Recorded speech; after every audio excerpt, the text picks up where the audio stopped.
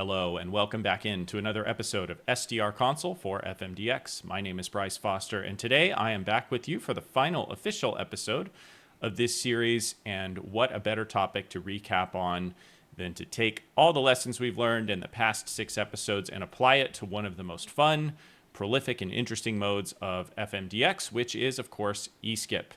eSkip is a mode that kind of comes out of nowhere. It's a little bit of a mystery, and it brings long signals. It can also really pile up in the form of IQ recordings if you record your eSkip openings. They can last quite a while and take up tons and tons of disk space and can be really a challenge to manage. Now, the data file analyzer and the SDR console in general are not going to completely solve those issues. And if you record tons of files, it's still going to take a long time to go through them. But using these tools, I think you can more clearly spot exactly what's happening during your IQ files and decide which ones to keep, which ones to discard, and be able to review them very quickly to determine what signals you had in that file before moving on to another file or moving on with your life. So I'm going to pull up first. We're going to go over 3 examples today, but the first one I'm going to pull up is an example of what I would call a wimpy or kind of, marginal eSkip opening that is just barely producing some eSkip signals mixing with some local clutter. So you'll see this view of this eSkip opening here over 6 megahertz and about 20 or 30 minutes is mostly just all my local clutter. And you probably won't know my local band, obviously, but I would say probably all but 5 or 6 signals are just local stations coming in and out, mostly tropospheric scatter, some aircraft scatter in here, and then, of course, these local signals that are in solid yellow colors. But amongst them, I can see some here on 95.7, 96.5, and 96.9. There is some eSkip activity happening. Now, let me go ahead and turn on these tags, which I'll show you guys how to use tags here shortly, but I had some activity labeled so that we could review these concisely. So the first example I wanted to talk about is, again, like we talked about in the last episode, spotting other modes of propagation versus eSkip. So here we have a tropospheric scatter fadeup. Like we talked about in the last episode, these come in briefly. The signals are quite steady, and then they fade down and perhaps fade back in later at some point, or perhaps not. So you can see these signals drifting gently in and out. This is a station about 100 miles away from me, 150 kilometers, something like that. And it's just a kind of a pest that fades in and out, especially during the summer, which this was taken, of course, in the summer in the Northern Hemisphere in July of 2023, which is a time when we have lots of tropospheric activity just kind of in the region. Contrasted to that, though, you can see eSkip patterns, which are a little more abrupt and sudden and have these shallow fades that are characteristic of eSkip. I'm going to assume that all of you who are watching this video have listened to eSkip signals before. If not, there's examples on this channel and many other channels. But they often do feature these often less than 1 second complete fade downs and then strong fade ups after that. They create these little bursts of signal. I think right here on 96.9, you can see a really good example of what that looks like. It's almost these little bits of signal with emptiness in between them. And these represent that abrupt and shallow fading pattern that eSkip exhibits. So when you see that, it's probably, but not necessarily, eSkip that's occurring. And let's take a listen to one of these over here. Hawks Homes, build your new dream home today. View the plans online at hawkshomes.com or see them in person in Bryant.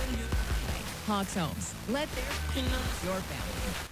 So that's a local ad. I'm not going to look it up because I actually know that this station is decoding RDS. So if I use, again, some intelligence here with this data file analyzer, I can click, like I am now, on these yellow bits, which are the strongest areas of signal.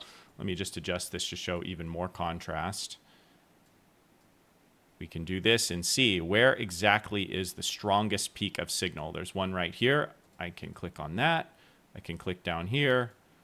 If I had the audio, it would be helpful, but I'm not going to play that because there's probably music or whatever in there. But you can see this PI code 1169 has decoded at some point, which lets me know the station that this is. this decode is not exactly accurate. The station call letters are actually KSSN. It's located in the state of Arkansas, about 1,000 miles away. Now, I also have this other station we were talking about here on 96.9. I can do the same thing and click on the signal peaks, and I can get a decode here of KWLR, also from the state of Arkansas. Now, if I scroll up, there's also some other characteristic E-skip kind of fade ups that you might see in these weaker E-skip openings, which would be these sudden fades. So you may have experienced this, especially if you DX with analog receivers where you're just parked on an open or workable DX channel and you hear E-skip fade up all of a sudden. This is what that's going to look like on the data file analyzer. You'll see this signal right here on 98.9 is just some very weak local activity that doesn't sound like much, and then all of a sudden E-skip fades up. Now I can see right here where the fade up happens, where it's just kind of empty, and then here's something. It goes for maybe 10 seconds and then fades down. Almost looks like a meteor, but you don't see any other signals coming across. If you'll recall the meteor video that we just did, episode 6, you'll notice meteor scatter normally has other signals that accompany it, and the signals all hit at the same time. Whereas these two, the sudden fade number 1 and 2, as they're labeled here, are kind of staggered and don't happen at the same time and are actually not particularly in the same exact area. So if I load this right here, let's play this again. So here's what it sounds like before the E-skip fade up.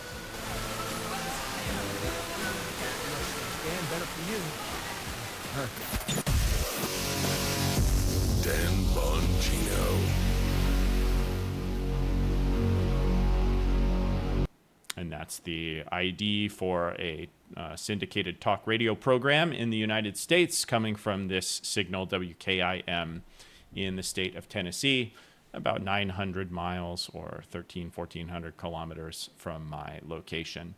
So I didn't want to spend too much time on this wimpy E-skip file because there's a lot more exciting IQ files in the hopper, but I just wanted to, again, show you some techniques on how to see what is E-skip and recognize a few basic patterns. Also, I see 98.5 right here has some pretty good fade ups. I can click around on it, see if we can get RDS real quick before we move on to another file. And I'm not getting anything, which is fine. I could take a listen to this.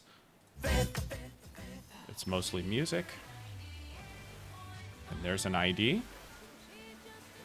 I hear B98.5, which is probably, there's a few of those in the United States, but probably the station in Little Rock, Arkansas. I believe the call letters are KURB. I could click around to the rest of these fade ups, see if I could perhaps get some local advertisements. Clicking on these areas of signal where I'm focusing my mouse, which are those kind of brief, shallow E-skip fade ups. Okay, and then before we move on, I did want to go over this tag thing that I have enabled here. So this is just a little bonus pro tip here. If you are working through your files, you can click in any point. So let's click right here and hold down the control button and left click, and this window will pop up right here. So I'm going to type in tag test, hit OK, and it's just that simple. The tag will show up at this point in time. So, you know, you can see how I've been using these tags. They can really come in handy. And when you hit save right here on your file, you will need to write over it to retain these tags. So if I hit save and then clicked on the file that I loaded right here and hit save again, this would save the tag test that I just put into the IQ file. So if you are reviewing your files perhaps cumulatively, it's going to take you a few days to work through the file, and you want to use these tags to help yourself identify where the DX was in the file that you've been looking at. Just remember to hit save after you're done so those tags are retained when you reopen the file, which you would do here in the open window. All right, so let's move on to a more exciting file here, which is number 2. And you'll see immediately that this looks quite a bit different. It just has a little bit less bandwidth. It's a little bit shorter, but look how much stronger these signals are.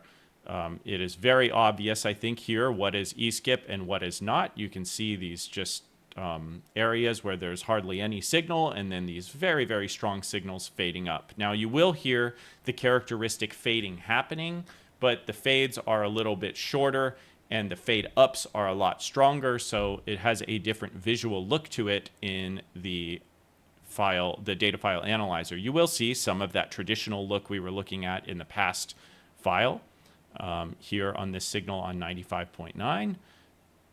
And we need to recenter this here on the left side of the screen, which you can do in the record playback ribbon and this center button. I believe we went over that in episode 4. And let's just adjust our contrast, which I'm always maniacal about. And with this strong eSkip file, we are going to talk about a few different things, which is finding IDs. And then one of the most fun things that you can do with the data file analyzer is looking for fadeups over local signals. So of course, FMDXing is a game for many people of gathering as many logs as possible and hearing stations that you have not logged before. Often, some of the most challenging frequencies to DX on are places where you have local signals.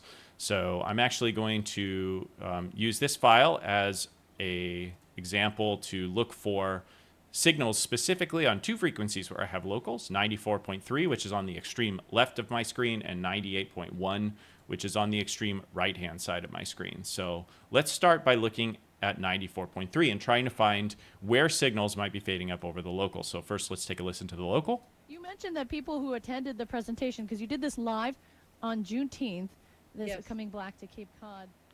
So this is a very strong signal. It is not too far away from me. If we turn on the tags, I think I had some notes about it. We're just going to check these boxes and hit show.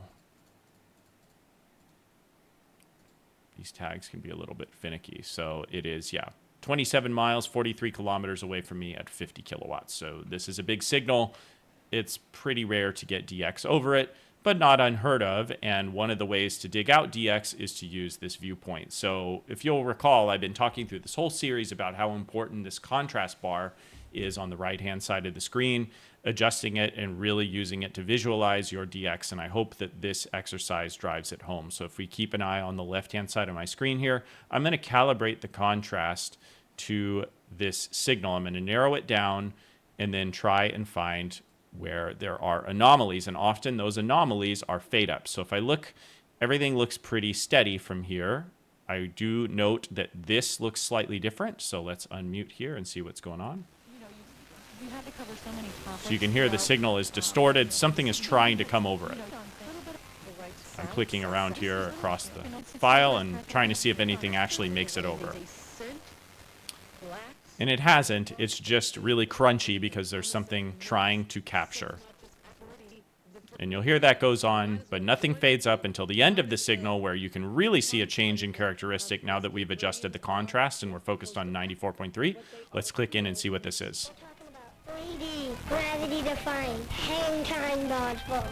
Mom says I can have my birthday party there next year. It's gonna be sweet. Recoil Trampoline Park is now open. So it's a local ad, and the name of the business is Recoil Trampoline Park. So I'm going to pull my browser open here. I'm going to look for Recoil Trampoline Park, and I get an amusement park facility in Valdosta, Georgia. So if I type Valdosta, Georgia, 94.3 FM, it actually looks like this could be a low power 250 watt translator there in the town of Valdosta, Georgia. Now that's pretty cool to hear over a 50,000 watt station that isn't too far away from me and is pretty challenging to DX over. It really shows the strength that these eSkip openings can exhibit sometimes, and this would have been very hard to identify without the data file analyzer because you would have been listening to a local signal for over 20 minutes just to randomly hear a signal fading up, or perhaps you would have been seeking around looking for it. But using this data file analyzer, you can really get the contrast adjustment you need to spot it visually. So let's do this one more time on 98.1, which is also another very strong signal. I tried to put in some notes in the tags, but you will see these tags are not immaculately programmed, so sometimes they do overflow off the side of the screen. But this 98.1, my local signal here, is about 30 kilometers away and is 50,000 watts. It's a very strong signal, even stronger than 94.3 in many circumstances. So let's take a listen. It is a country music station here in the United States, and I can already see that this baseline, this kind of light blue where I have the contrast pulled up right now, that's the local, and you'll hear it's pretty clear. And found Liz and Mike some savings to keep it all within budget. That was the easy part. USAA Insurance. But then when you look down, you'll see some anomalous little signals here. And if I pull this contrast over a lot more, you'll see this big yellow bubble right here. And amenities for the family. So you hear the local stations in a commercial. It offers comforting and amenities.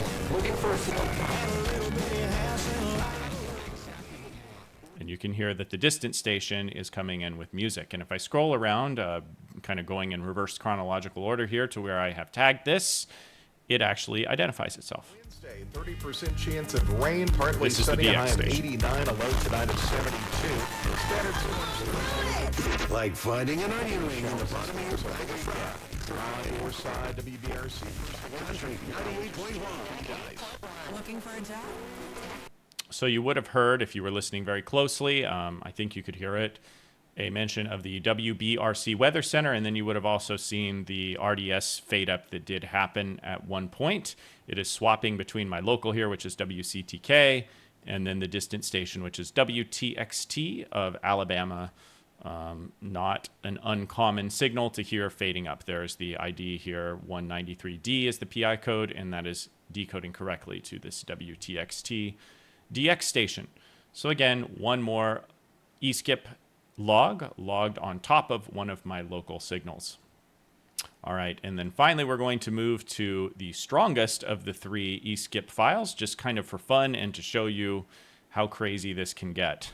So this is an 8 megahertz swath of the band taken in June of 2022, and a particularly strong opening where almost all of the local signals we were discussing in the last file just get completely wiped out at several points in this video, except for the very strongest local here on 97.3. We can take a listen to one of them here. I think I have this tagged. Actually don't, but let's play and click around a little bit, get a few e-skip logs out of this crazy file, and call it a day here. So first, let's check out 95.1. So this is another 50,000 watt station, just 25 kilometers or so from me, about 15 miles. Because of the sheer utter hypocrisy and double standard. So you can hear this American talk show host here going on. And if it might be a little bit difficult to see, so let me bring this up to full screen. We are looking at 95.1, which has kind of a distinct look to it. If you notice, it has these two little lines on either side of a signal in the middle. These are called SCA carriers in the United States that this station uses. And you can tell when there's different characteristics of this signal, like right here, where it gets kind of swamped by something else. If we turn the audio up.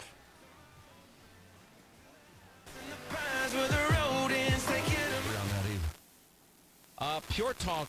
The music there was a DX station, and the talking is my local signal. So you can hear another one. 2009. Another bit of top 40 music there instead of country coming in, and then I do believe that right over here is an advertisement. Nope. Kamala didn't tweet out. Around. Text There it is. Career advancement and discounts on the best pizza around. Text Pizza King to 85000. There is no commit. So the ad said text Pizza King to 85000. And if I type in 8500 Pizza King, you can see here that Pizza King, Indiana is what comes up on this Facebook account right here. I can type in, let's find their website. Pizza King Careers is what this is linking to. Just trying to find where this business is located. You can see they have lots of locations here in this Indiana area. So let's grab one for Muncie, Indiana. Say 95.1.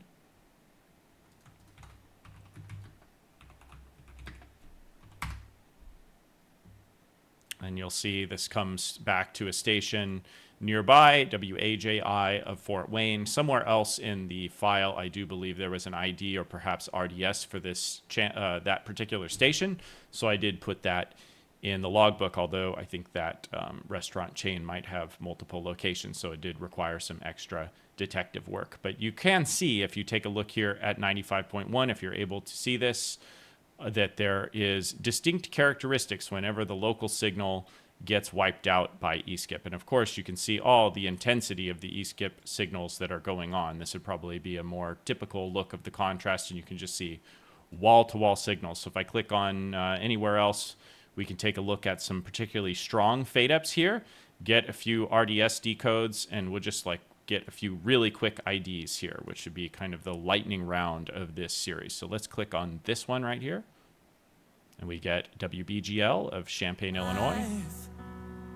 You can hear a very strong signal there. Let's click here. WWSR, Lima, Ohio. And click here. We got another RDS ID here from Lafayette, Indiana, WKHY. Let's try another one down. It's the same station. Nope, actually it wasn't the same station. Osage Beach, Missouri. And click here, we get California, Missouri. And you can just see I'm finding the areas where the signals are the strongest, these little yellow bits. I could even pull the contrast down a little bit more to make those really strong fade-ups more exaggerated, and I could just click on those and get RDS.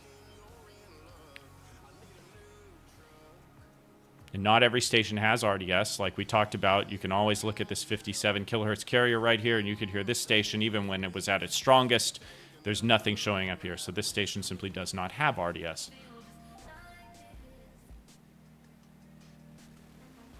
You can see this one is KNOU. It's not decoding a location, but I do believe that is in St. Louis. Have this one in Indiana. And you can just see this is a very, very fast way to log tons of stations without diving too deep into the file. I don't even have to have the audio playing to just keep getting these IDs via RDS. Just clicking on the strongest areas of signal and doing some lightning logs here. Let's do a few more before we bid you adieu.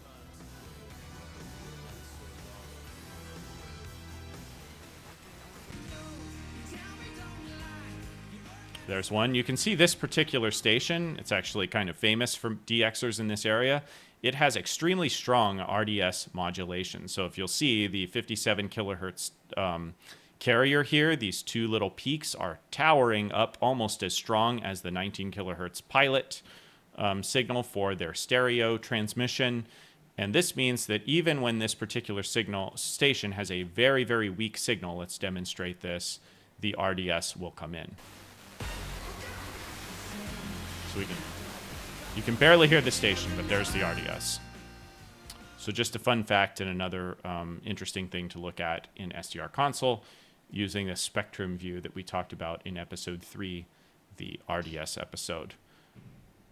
And you can see I can click around to my heart's content, and I could probably, just via clicking around and finding RDS decodes, could probably log 30 or 40 stations at least from this file.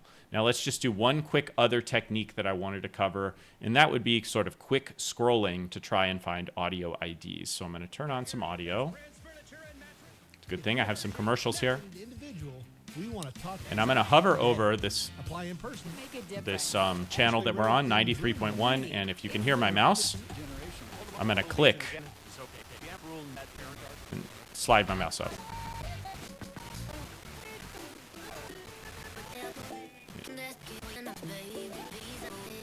And you can get an idea of a few different songs that are playing on some of these stations. I'm going to look for an ID.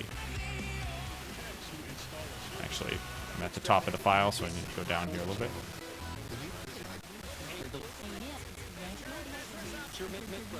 And accept an offer. It doesn't matter. It's delivered. Supply shortage. And to learn more about opportunities, visit Caterpillar.com. Best Brands Furniture and Mattress Outlet has good news. They have over 3 million. So I hear 2 or 3 different local advertisements around here. So perhaps I could tag this area and say local ads.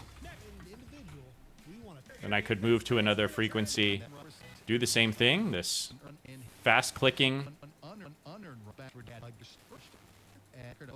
try and find some audio fade ups over this station, which is pretty strong.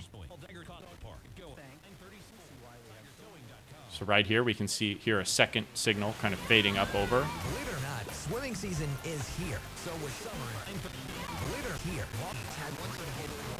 I'm Dennis Regan, chairman of Dick Van Dyke Appliance World. So, you know, I just got an ad for Dick Van Dyke Appliance World. I could tag that here, Dick Van Dyke Appliance World. And perhaps use tags in that method to just quickly scroll through the audio with rapid clicks and a scroll of the mouse on the same channel to find different bits of audio, perhaps where you're not getting RDS, and try to find things like local advertisements, station IDs, etc. And this wraps up all the techniques I wanted to cover today for eSkip in this final episode of the SDR Console for FMDX series. Please feel free, again, to look through the playlist here and go through this whole series. Let me know what you thought of it, and if there's anything else that I did not cover in SDR Console, because I do have a few bonus episodes that I do want to release, one of them being the Aurora review session that I talked about before. I don't know that it's necessarily a part of this series, but I definitely wanted to show you guys what Aurora looks like in this view, and then talk about any other SDR Console features that I've overlooked.